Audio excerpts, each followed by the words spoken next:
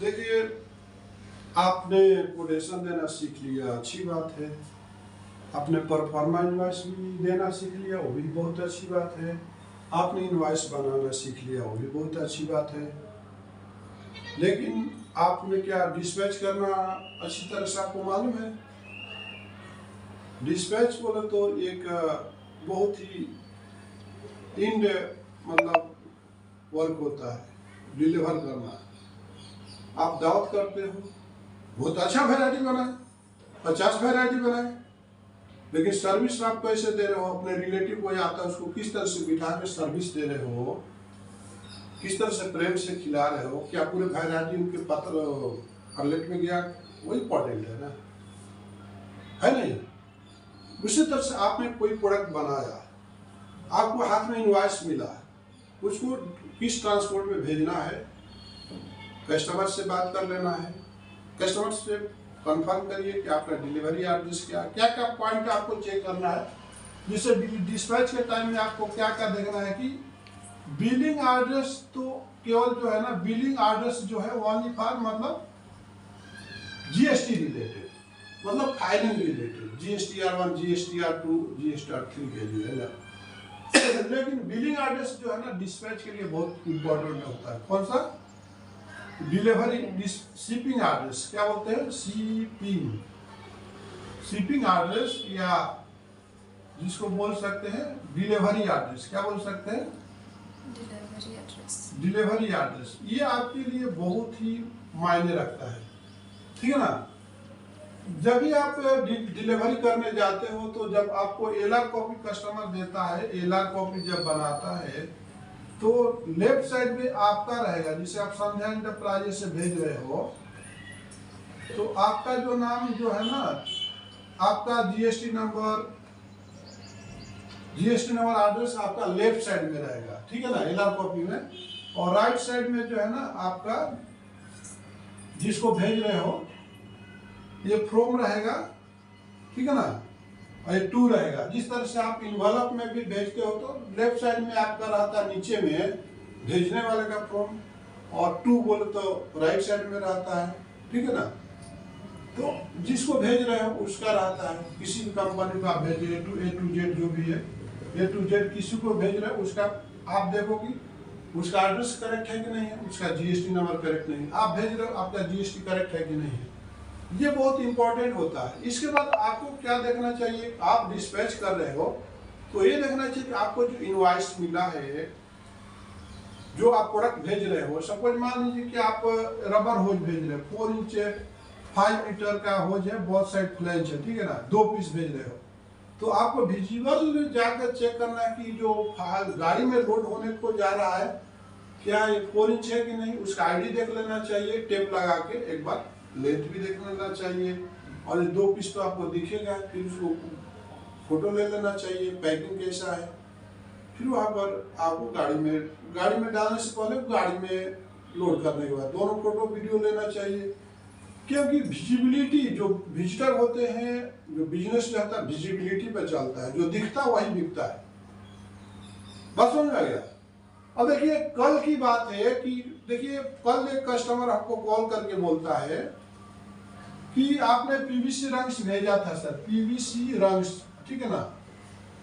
तो ट्रैवल जो होता है, ट्रैवल जो होते हैं, ट्रैवल के थ्रू कम क्वांटिटी रहेगा तो ट्रैवल में जाएगा, ज्यादा क्वांटिटी है तो ट्रांसपोर्ट में जाएगा, और बहुत कम क्वांटिटी रहेगा तो कोरियर में जाएगा। आगे समझ? तो जैसे कि मान लीजिए 5 किलो तक है, मतलब 100 ग्राम से लेकर 5 केजी तक माल ही आप कोरियर में डाल सकते हो। अगर 5 केजी के ऊपर है तो आपको ट्रैवल में कोई डालता है, मतलब बसेस वगैरह में जल्दी जाने के लिए, तो ट्रैवल में आपने डाला 2 पैकेट, कितना डाला? मान लीजिए 37 पीस था, पीवीसी रंग 37 पीस था, तो 2 पैकेट बना, इसका एक 25 का बना, और एक बैलेंस कितना बच गया? 12 ना, हाँ, एक 25 और 12, तो टोटल 37 का पैकेट बना। जब कस्टमर वहां पर गया लेने के लिए तो उसको एक पैकेट मिल रहा, एक पैकेट ट्रैवल वाला नहीं बता पा रहा। तो how to identify this material is from dispatch from Sandhya enterprise? How what? बहुत सारे उसमें लैंग्वेज है, कैसे आइडेंटिफाई करेगा? आप एयरपोर्ट में कभी जाते हो, फ्लाइट में कभी गए हो, तो देखो आपका बैग में टैग लगा देता है, ठीक है ना। आपका बैग लेगा लेकिन उसमें डालेगा पीछे, अगर 25 किलो के ऊपर ज्यादा, एक लगेज आपको अलावा दूसरे में पूरे में टैग लगा देगा आपका। फिर वहां से टैग से भी अपना बैग को पहचानोगे कि बैग जैसा बैग भी हो सकता है, सूटकेस जैसा सूटकेस हो सकता है। तो आपने क्या आइडेंटिफाई किया अपने प्रोडक्ट पे, तो आपको आपके प्रोडक्ट पे कुछ दिमाग भी होना। ट्रांसपोर्ट वाला क्या करते हैं, हर एक बैग को आप लिखते, अपना कुछ लिखते, कोड लिखते, या आपने कोई कोड लिखा आगे समझ। तो ट्रांसपोर्ट जो डिस्पैच जो है बहुत बड़ा एक टास्क होता है, और इस टास्क को जो खारा उतारता है वही कस्टमर को सेटिस्फाई कर पाता है। आपने भेज दिया, आपका रिस्पॉन्सिबिलिटी खत्म नहीं होता है। आपका रिस्पॉन्सिबिलिटी जो है ना कस्टमर के इन तक पहुंचने तक है, उसको प्रॉपर मटेरियल मिला कि नहीं ये भी आपको जवाब लेना पड़ता, रिस्पॉन्स लेना पड़ता। बस समझ में आ गया। आप में और डॉक्टर में क्या फर्क है, डॉक्टर क्या करता है, दवा लिखता है, दवा लिखने के बाद कभी भी उस पेशेंट को ये नहीं पूछता कि आपको दवा दिया था, आपको कैसा लगा, आपका बीमारी ठीक हुआ कि नहीं हुआ। आज बहुत सारे हॉस्पिटल क्यों बंद हो जा रहे, नहीं चल रहे, क्योंकि वो कभी भी पैसे ले लिया लेकिन कभी भी जिस पेशेंट को फोन नंबर तो लिखता है, सब कुछ लिखता है, बीमारी भी लिखता है, लेकिन कभी भी क्या वो फीडबैक लेता है कि आपसे कि आपका तबीयत दवा लिए थे तो कुछ अब कोई तकलीफ तो नहीं है।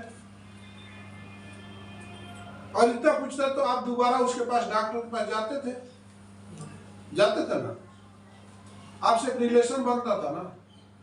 आज हॉस्पिटल इसीलिए नहीं चल रहे। आप एक कार लेते हो, एक बाइक लेते हो तो 10 बार कॉल करके पूछता है शोरूम वाला, कैसा है सर, सर्विस का टाइम हो गया, आपका हेल्थ चेकअप का टाइम हो गया, पूछता है ना। तब आपको अच्छा लगता है। क्या आपने कभी कस्टमर को डिस्पैच करने के बाद पूछा कि आपको मटेरियल मिला कि नहीं? कितने लोग पूछते हैं? नहीं पूछते हैं, रिपीट नहीं, ऑर्डर नहीं जाएगा। बस है। तो डिस्पैच जो है एक बहुत बड़ा क्राइटेरिया है, इसमें आप जो भी भेज रहे हो आइडेंटिफिकेशन होना चाहिए। दूसरा क्या है कि आप सेफ हो। फोटोग्राफ लेने से, जैसे मान लीजिए कि आपने होज पाइप आपने डिस्पैच किया, ठीक है ना, ये होज पाइप है और आपने डिस्पैच किया, ठीक है। तो डिस्पैच करने के टाइम में आपने फोटो ले लिया और गाड़ी पर लोड करने के बाद फोटो ले लिया। इवन सपोज ट्रांसपोर्ट वाला उस होज को डैमेज कर दिया, तो आपको रिवर्ट कस्टमर पूछेगा कि आपने जो है आपका मटेरियल डैमेज मिला मेरे को। What is the proof you are dispatch the material good quality without defect? What is the proof? आपका फोटो, और जो है मैं कई बार इस तरह से सवाल दिया हूँ, तो आपका ये फोटो जो है, वीडियो जो है, आप जब डिस्पैच करते हो कोई मटेरियल, सेम टाइम में आप उसको भेज दीजिए, मेल में भेज दीजिए, मेल में सेव रहेगा। व्हाट्सएप में कभी कभी अप टू डेट व्हाट्सएप होता है, डिलीट हो सकता है। जब उसका कुछ फीडबैक आएगा तब फिर उसको मेल को भेज दीजिए, सर जो हमने भेजा था ये कंडीशन में भेजा था, हमारे पास कोई डिफेक्ट नहीं हुआ था सर, अगर ये डिफेक्ट हुआ तो ट्रांसपोर्ट वाले का रिस्पॉन्सिबिलिटी, आप ट्रांसपोर्ट वाले को पूछना पड़ेगा सर, क्लेम करना पड़ेगा। लेकिन होता क्या है कि इंडिया में कोई भी आदमी इंश्योरेंस नहीं कराता है। जैसे आप गाड़ी लेते हो, बाइक लेते हो, तो वो गाड़ी का इंश्योरेंस रहता है, होता ना। तो क्या कस्टमर क्या पैसे बचाने के लिए 0.75% बचाने के लिए इंश्योरेंस नहीं करवाता है? बस समझ गया। तो ट्रांसपोर्ट वाला भी बोलेगा कि आपने इंश्योरेंस नहीं करा तो मैं मैनुअली ही तो आदमी काम करता है, वहां पर जाके बात दब जाती है, ट्रांसपोर्ट वाला भी पैसे नहीं देता है, फाइनली इंडिविजुअल को लॉस होता है।